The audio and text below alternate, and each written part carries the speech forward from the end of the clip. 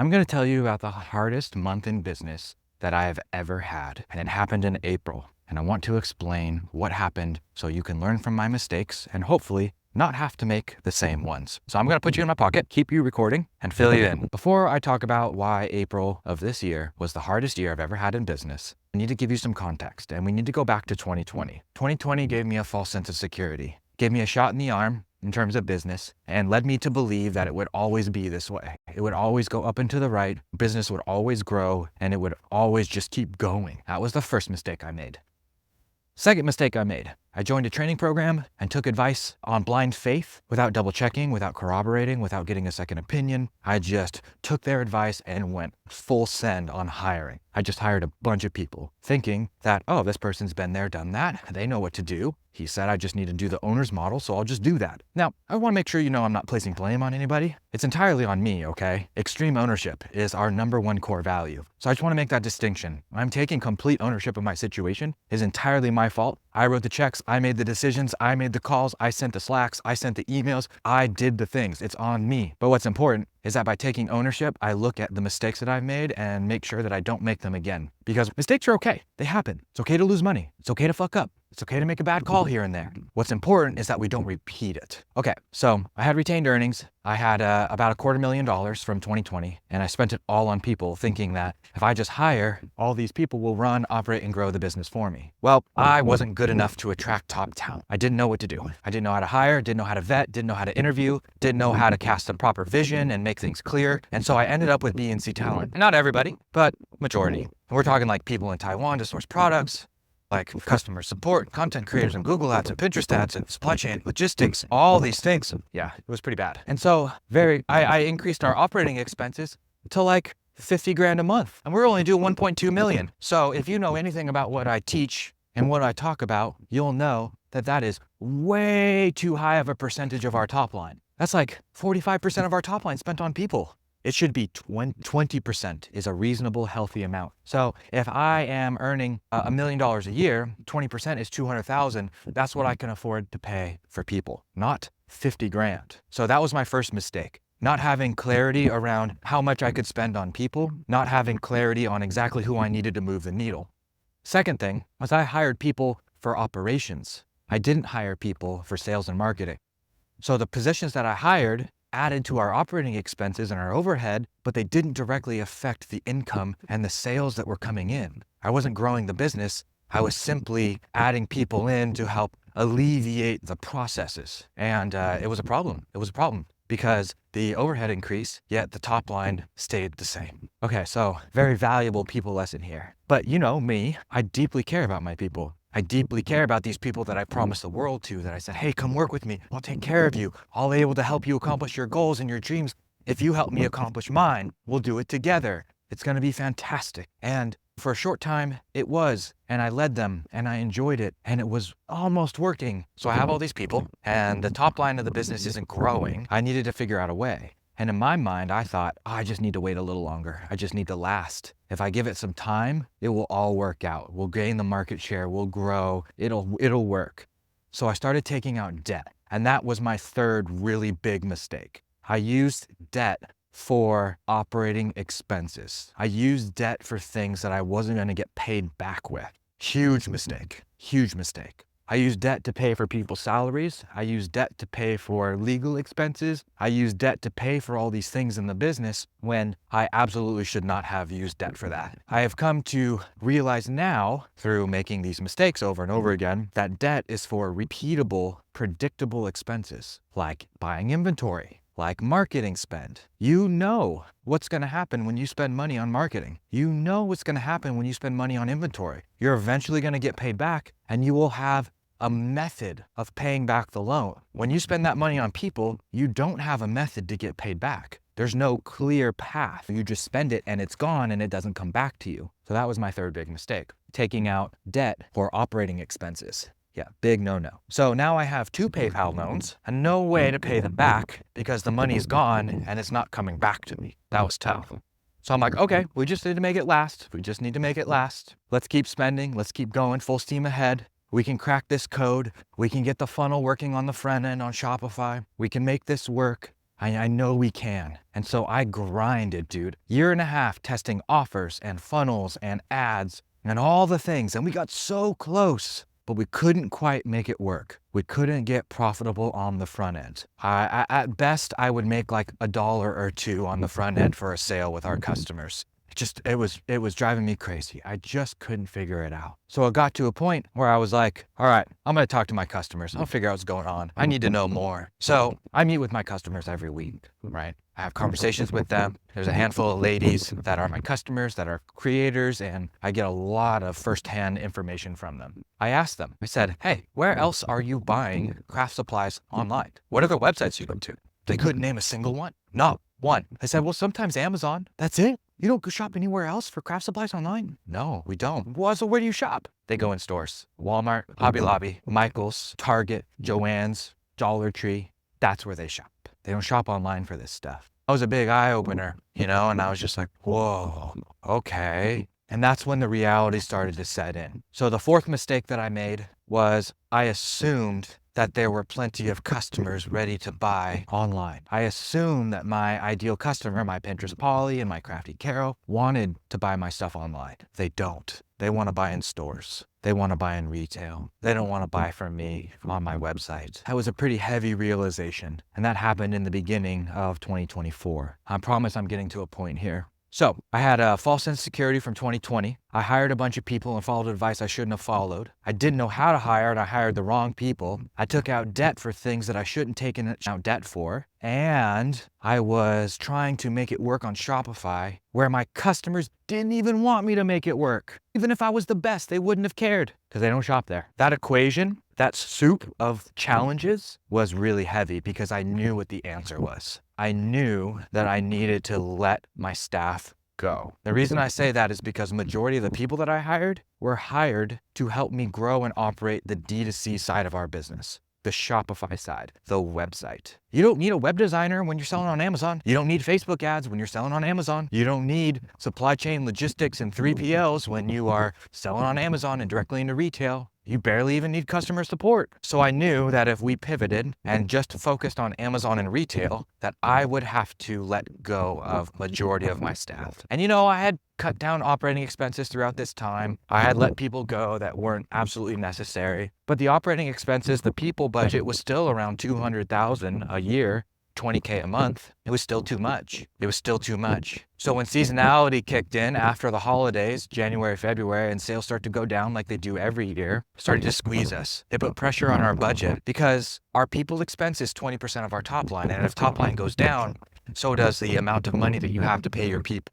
What finally ended up happening is my partner and I, Nick, got real honest about the state of the business and what we believed was happening and what is going to happen in the future. And it became clear that we needed to turn off Facebook ads and stop spending money on advertising to our Shopify store, to our D2C side of the business. It just wasn't worth it. We were spending so much and putting so much effort and time into it, and it wasn't yielding any results for us. But you turn off ads, top line goes down, there's less money for people. And I knew that if we did that, I was going to have to let people go. And that's what made April so hard, because I was staring down my own deficiencies. I was staring down my own mistakes. And I didn't want to face up to them. I didn't want to have those hard conversations. I didn't want to tell people I'm not as good as I think I am. I didn't want to tell people that I couldn't keep my promise. And I didn't want to affect the livelihood of the people that I deeply care about. Yet, I had to, because if I didn't, the business would die. And if the business dies, no one eats. But if the business survives, there's still a chance. So in April, I started having those conversations one by one. I talked to each individual team member and expressed to them and told them what was going on. I was very honest. And I started each conversation like this. Hannah, you're gonna think I'm the worst business owner of all time, and you're probably right and justified to think so, because I've made some serious mistakes. Here's what's going on. I needed to approach it with humility, kindness, and take complete and full ownership of the situation. So I did. I had those hard conversations and I told them, I said, look, there's no money left. I can't afford to pay you anymore. And I'm so sorry. I really gave it everything I had. Here's what happened. Here's where I made the mistakes. Here's what I think is going to happen. And I just feel terrible. But here's what I can do for you, because I want you to be in a better state than when you found me. Here's what I can do for you. I'm going to write you a letter of recommendation. I'm going to keep you on for another month so we can sort things out. I'm also going to put feelers out to my network and my audience to see if there's anyone out there who could use your services. I really do care about you, and I think you're an exceptionally talented person, and I want to do right by you. So please be patient with me, and I promise you that I won't stop until you have been put in a situation that's even better than the one that you're in now. I learned a lot of that from Gary Vee, by the way. And I just want to do right by people because I really do believe that this is a game of people, and they're not bad people. Like I made the mistakes, not them. They're the ones that trusted me. This is on me. This is on me to fix. And I know it's not always necessary to do that kind of stuff,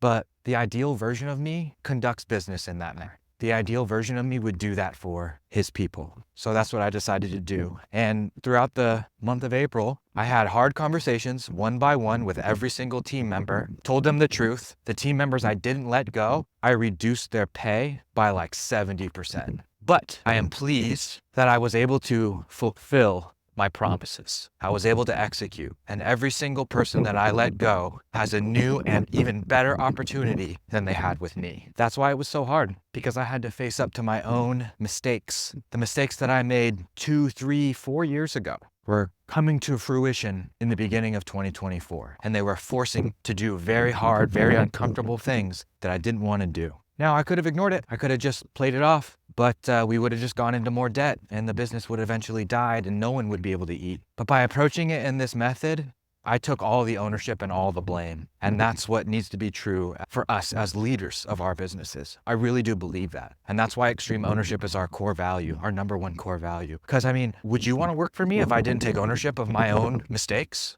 Would you want to work for me if I placed blame and gave the power away? No, you wouldn't. You wouldn't want anything to do with me. So I did it. I spend $6,500 a month on people now. I kept a customer service person. I kept my supply chain and logistics person who's doing all of our shipping. I got rid of our 3PL and we rented a garage from Hannah's grandpa for $500 a month, and she goes over there every day and does the shipping, and I pay her $2,500 a month and she's awesome at it. Customer services hours got cut.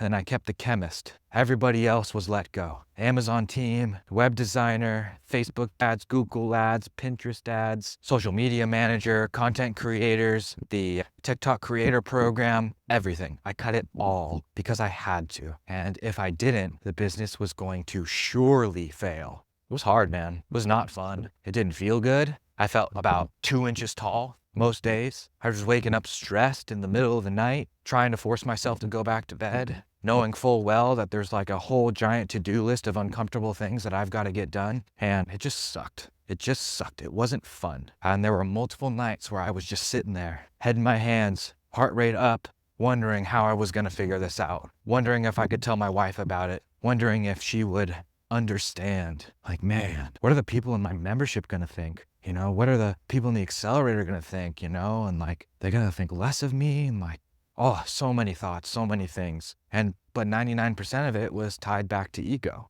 So I was like, well, what happens if I remove my ego? What's true? What does this look like? Well, it's quite obvious, actually, what I need to do if I remove the ego component. So I did, and I made those decisions, and I opened up about it. That's why I made that podcast last week about having a really hard time at that event. My business wasn't doing well, and I didn't want to talk about it because it made me feel less than, but I talked about it anyway. And because I talked about it, I was able to connect with people on a deeper level. And because I was able to connect with people on a deeper level, I was able to discover a new pathway forward. And that's why I felt so shitty, because I didn't have a clear path. I didn't know what to do next. And when you don't know what to do next, you feel lost. You feel like you don't have hope. You feel like, okay, great, like, now what? And that is not a good feeling. It does not feel good to be without a path. So I got honest. I got honest with the people around me. I got honest with my network. I got honest with my colleagues. I got honest with my wife. I got honest with myself. I got honest with my employees. In getting honest, I was able to discover a path. God, I'm so grateful for that, because with being without a path just is a miserable feeling. You just don't know what to do next, and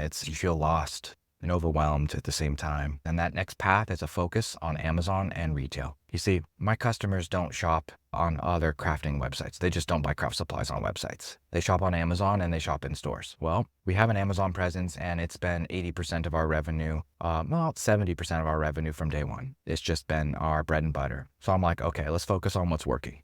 let's just stick to Amazon. And then we will put some energy and attention into our retail channels because I already have relationships with Hobby Lobby, Michael's, and Walmart. Like we already sell into these retail stores. We've already figured it out. We've built the relationships and our Scorch Marker is in there. And those channels are steadily growing every single year. They grow a little bit more. But I've been ignoring it because it's not sexy. It's not the thing that I want to focus on. I wanted to have an 8-figure website. I wanted to be able to run Facebook ads and control my customer data and like serve them on that level. And it's just not in the cards right now. Just not in the cards. We're not good enough. I'm not good enough yet. So we made the decision to shut down the D2C advertising. Now, we didn't turn off the website or anything. It still makes sales every day, sometimes $0, sometimes $300, sometimes $500, but most days probably about $100, so that we can take that attention, money, focus, and put it on Amazon and retail. And over the last month, that's what we've been doing. We recently got into Walmart, and I've been pouring myself into that process to learn how to manage those relationships. And holy cow, it is hard. Let me tell you,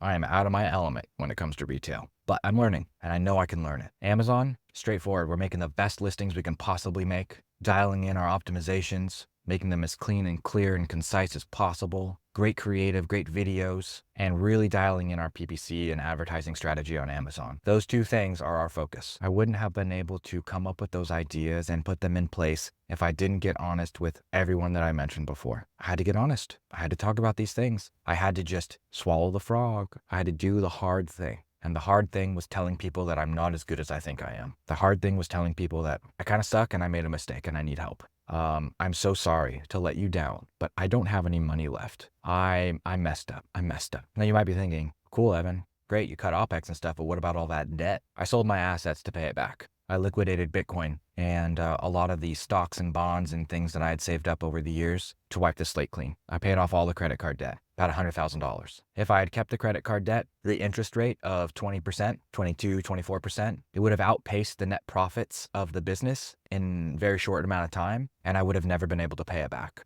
It would have grown too quickly and too much. Our ecom brands do 10 to 20% net profit on a yearly basis. Like, there's no way I'd be able to pay back a 10 to 20% interest on a monthly basis on a credit card with the business. So I needed to go even harder. So I burnt the boats. I sold our assets, whatever I could sell, and I put that money into the business to pay off the cards so I could have a clean slate, so I could try this again. And that's why April was the hardest month for me. I had to do things I've never had to do before. I've had to have conversations I've never had to have before. And I had to humble myself. Not easy things to do. Not easy things to do. However, now that I'm, days past that, it's a different story. The initial pain and discomfort of going through that process, it's not really there anymore. It's not really there. I don't feel that pain anymore, which is a good thing. But I want to remember it. I don't want to make the same mistakes again, which is one of the reasons why I'm recording this piece of content for you. It's just as much for me as it is for you. So I can remember what I went through and remember the difficulty and the pain and the suffering so that I don't repeat the same mistakes. So how do I not repeat the same mistakes? Well, can't try and grow too fast. Don't take advice from people who aren't currently doing what you want to do. And if you do, double check. Get some opinions, you know what I mean? Don't settle for B and C players just because it's convenient and you don't know what to do. Hold out for top talent. Wait to hire until you can afford that top talent. Owner's model could probably work and I could probably hire people and run a badass business, but not until we're like 10 million plus. I just don't have the leverage. I don't have the cash for that. We got to pay some of these people $150,000 a year. Can't afford that right now. So that means I need to do the work until I can get the business to a point where it's generating enough profits to be able to pay those people. Okay. Don't take out debt for things that aren't predictable and repeatable, and get honest and clear sooner than later about the state of your business and what's going on. In order to do these things and have these realizations and see what's happening, you've got to track your numbers. I couldn't do any of this if I didn't have good bookkeeping in place, if I didn't have metrics dashboards and KPI tracking. I just wouldn't have known. So there was a lot that led up to these events. And in the end, I know it will make me a better business owner. And I know everybody goes through this, right? All the dudes that you see out there, all the women out there who are running and operating magnificent brands, they've been through this. The Gymshark owner's been through this. The guys on the Operators podcast have been through this. My partner Nick has been through this. We've all been through it, and we all have to go through it at one point or another. We need to be tested and forced or even shown the limits of where we're at with our financial understanding and knowledge. Our character's going to be tested. It's how you show up in these hard times that determines who you are. I chose to show up as the ideal version of me, and let me tell you, it was one of the hardest things I've ever done. and I've done hard things, but I'm glad I did because it's over now and we can move forward in a direction that is positive, healthy, and in line with our mission. So I hope you learned something from this because I sure learned a whole lot. And I believe that it's my job to take the lessons that I've learned and share them with you so that you don't have to make the same mistakes. Sure, you're going to make similar mistakes, but maybe they won't have to be as painful. Maybe they won't have to be as many zeros attached to them. Maybe I can help prevent some of them or at least lessen it a little bit. And that's why I get vulnerable and talk about some of these shortcomings, because I need you to know. I need you to know that I'm not special and unique. I'm an average dude. I just am obsessed and I love talking about this stuff. And by me talking about it, I can share in those experiences with you. And I always have this fear in the back of my head. What if people aren't going to want to be around me anymore or listen to what I have to say? Or what if they don't care? What if they look down on me for it? Okay, so be it. So be it. So be it. If you're the type of person that doesn't want to be around me anymore or be a part of because of the things that I'm sharing, then okay, cool. I totally understand. I respect that. Okay. But on the flip side, the people that stick it out and continue to show up and continue to listen while I grow on this path and share their experiences with me, they're the real ones. They're the ones that matter. There's a saying that I repeat from time to time. Those who care don't matter. Those who matter don't care. And when I say don't care, they don't care about the mistakes and the uglies that you share and talk about. The people that really care about that stuff, they don't matter. It's the people who don't care that are like, hell yeah, dude, we're in this together. We're a team. We're a tribe. Those are the ones that really matter. So worst case scenario, I build deeper bonds with my team. I build deeper bonds with my tribe. You and I get closer because you'll know more about me and the struggles and the shortcomings I've been through. It's not all strawberries and rainbows all the time, man. This is business ownership. This is entrepreneurship. This is incredibly difficult. The hardest sport, the hardest one. There's no cap. There's no high score. You can get to an infinite level with this stuff. And there's so many different ways to do it.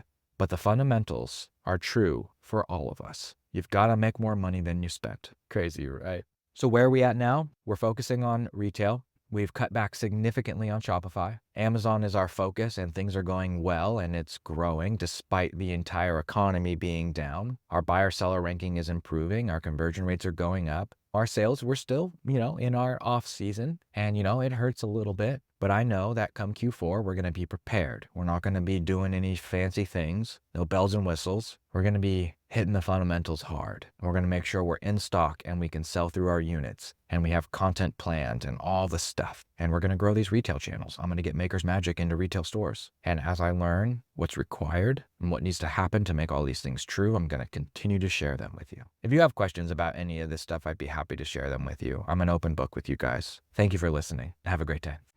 If you're anything like me, business banking can feel intimidating and overwhelming. That's why this video is sponsored by Relay, a business banking platform that's better than all the others. Why do I say it's better? Because I use it. I love it. And it's way better than all the other big name banks that I've used. They do everything I need a bank account to do. Multiple accounts? No problem. Send checks? Easy. Pay yourself? Statements? Connect to QuickBooks Online? All of it. It's taken me years to find a banking partner like Relay. So I reached out to them. I asked them if we could work together to sponsor this video because I enjoy and use their products so much. And I know that if I spread the word to you, there's a chance you'll get to experience what I've experienced. Stress-free online business banking. The setup is super easy and can be completed from your computer at home. All you need is your LLC paperwork and your EIN. After a short application process, you're done. There's no monthly fees. There's no monthly minimums. There's no account minimums. There's no minimum balances. There's no hidden fees. Big thanks to Relay for sponsoring this video. I'll leave an affiliate link in the description so you can get set up with your very own business bank account from the comfort of your home.